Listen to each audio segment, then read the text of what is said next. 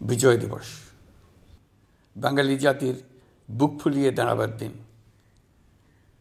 পাকিস্তানি হানাদার বাহিনীর অনেক অস্ত্রকে অগ্রাহ্য করে খালি হাতে রুখে দাঁড়িয়ে সম্মুখ সমরে লড়াই করে নিজেদের জন্য একটি স্বতন্ত্র রাষ্ট্র প্রতিষ্ঠার উৎসবের দিন। এই দিনে স্মরণ করি লক্ষ লক্ষ শহীদদেরকে, অগণিত শিশু কিশোর, তরুণ তরুণী, যুবক যুবতী, বৃদ্ধ জনতার আত্মত্যাগকে, যার ফলে স্বাধীনতা অর্জন সম্ভব হয়েছিল। কিন্তু আমরা সেই অর্জনকে আমাদের দোষে সম্পূর্ণতা দিতে পারিনি। সর্বশেষ এবং প্রচণ্ডতম আঘাত হানল এক স্বৈরাচারী সরকার। সে প্রতিজ্ঞা করেই বসছিল এদেশের মঙ্গল হতে পারে এমন কিছুই সে অবশিষ্ট থাকতে দেবে না। এবছরের বিজয় দিবস বিশেষ কারণে মহা আনন্দের দিন। মাত্র 4 মাস আগে একটি অসম্ভব সম্ভব হয়ে গেল। দেশের সবাই মিলে একজোটে হুঙ্কার দিয়ে উঠল। পৃথিবীর ঘৃণ্যতম স্বৈরাচারী শাসককে পালিয়ে যেতে বাধ্য করে আমাদের প্রিয় দেশকে মুক্ত করেছে ছাত্র জনতার সম্মিলিত অভ্যুত্থান। যে হাজার হাজার শহীদ এবং আহতদের আত্মত্যাগ এবং ছাত্র জনতার অটুট ঐক্যের মাধ্যমে এই গণ অভ্যুত্থান সম্ভব হলো, তাদের সবাইকে স্মরণ করি এবং আজ এবারের মহাবিজয়ের দিনে সমগ্র জাতির পক্ষ থেকে তাদের প্রতি সশ্রদ্ধ সালাম জানাই।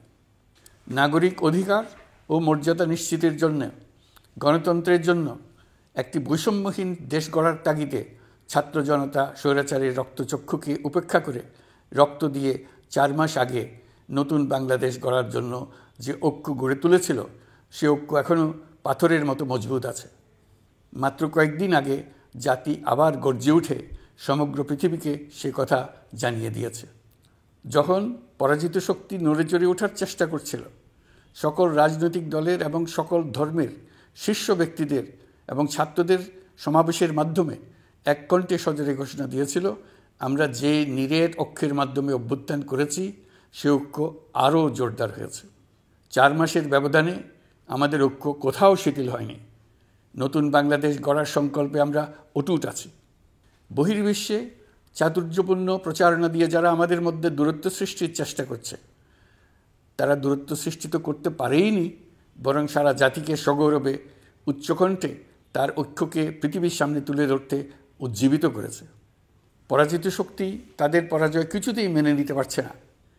তারা প্রতিদিন দেশের ভেতরে এবং বাইরে থেকে জনতার অভ্যুত্থানকে ব্যর্থ করার জন্য বিপুল অর্থ ব্যয়ে নানা ভঙ্গিতে তাদের চেষ্টা চালিয়ে যাচ্ছে।